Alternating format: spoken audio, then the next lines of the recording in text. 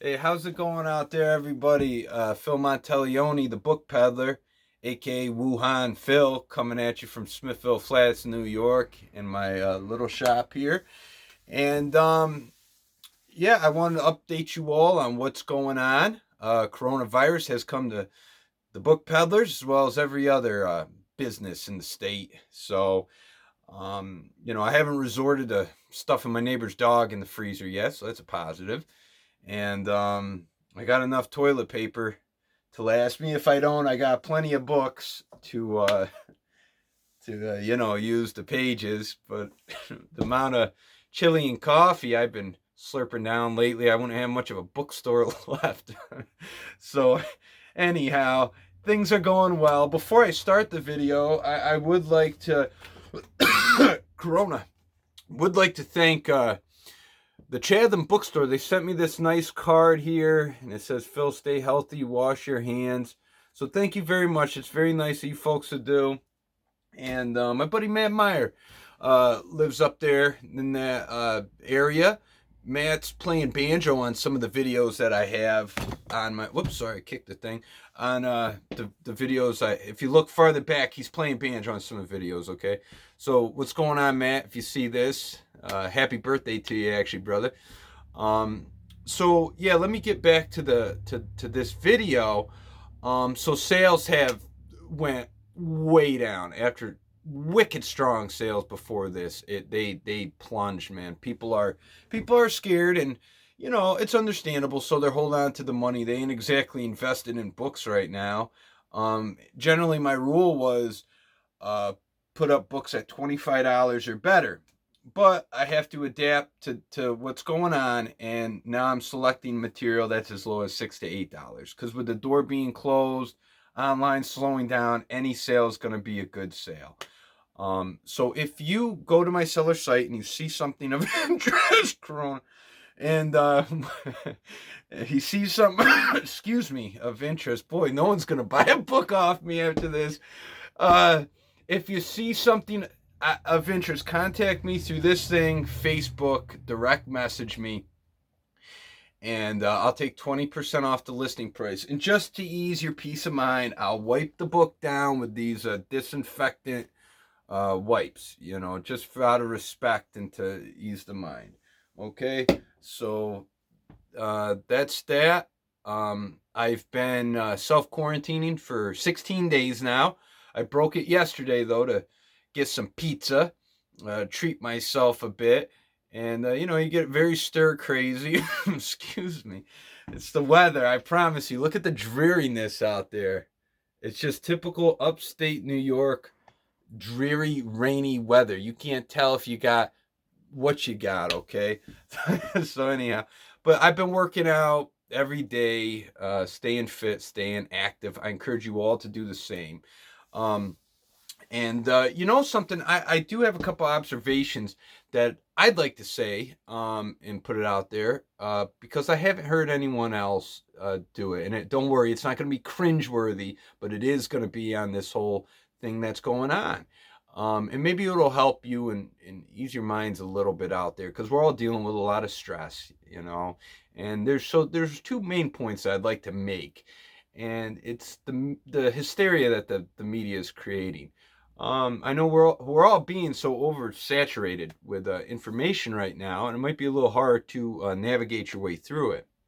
But I will say, so you'll read a study that says, incubation time in the body is like a week to 2 weeks, a month. Then you read another study, up to 5 months possibly.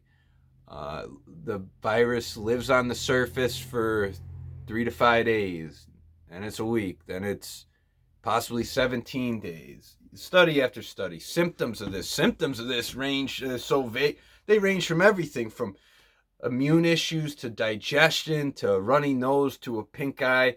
This is ridiculous. I mean, I'm getting digestive issues just reading the slop. Um, and it's never ending. And, it is putting people in a state of fear and panic and hysteria, understandably so. And I'm not exempt from it either.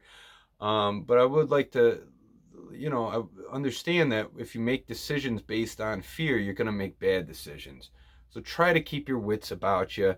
I love for all you out there. So keep your wits and try to keep a level mind and take everything with a grain of salt. Because right now, a lot of things don't make a lot of sense. The numbers don't make a lot of sense.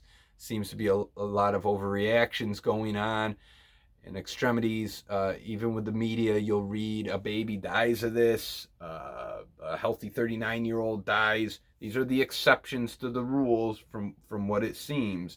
The numbers are so discombobulated with this as well. It doesn't really warrant what's going on right now. I think 80,000 died of the flu last year. There's 1,000 deaths from this.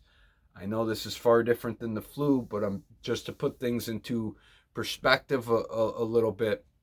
The numbers are all over the place, and yes, this could kill upwards to, who knows, 200,000. Will it hit millions? I highly doubt it.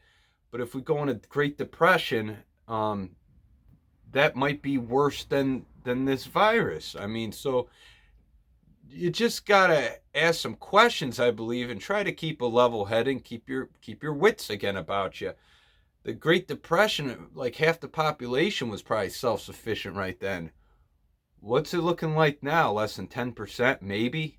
So, we're in very precarious times. We're living through very interesting times.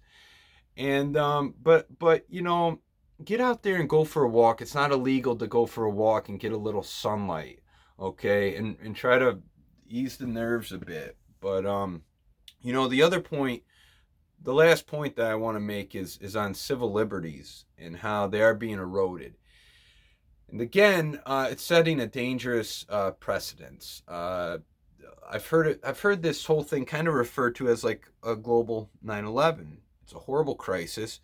What happened after 9/11 was, whether you're aware of this or not, excuse me, a lot of our civil liberties were done away with out of fear. Again, the public seemed to go along with it because it was billed as for your own safety.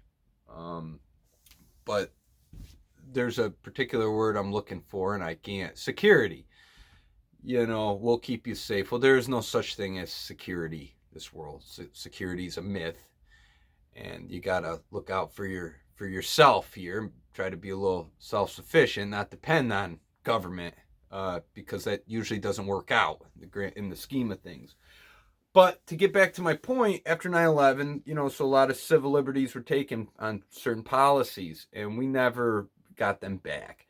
Every year when these come up to vote, they're voted to continue. For instance, the Patriot Act.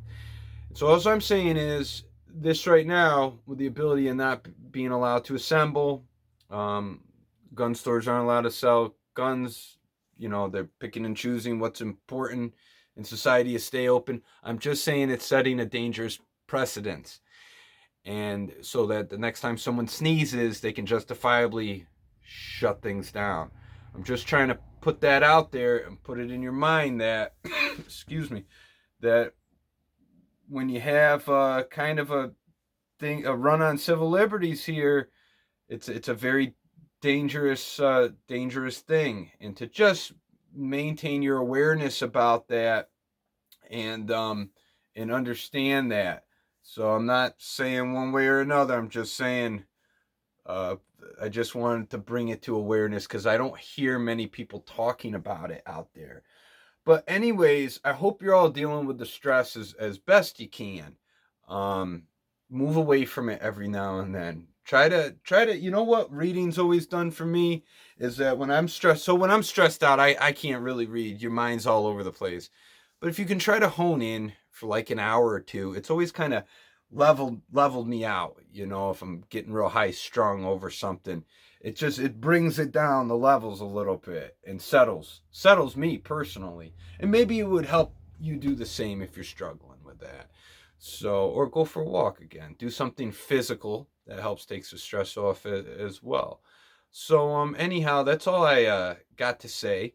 I hope you like and subscribe to the channel if you haven't yet, and follow me and my little journey through this whole bookstore excursion that I've been on for the last close to 6 years now. And I appreciate all your support. And until next time, guys, take care, stay healthy, and I'll see you again, all right?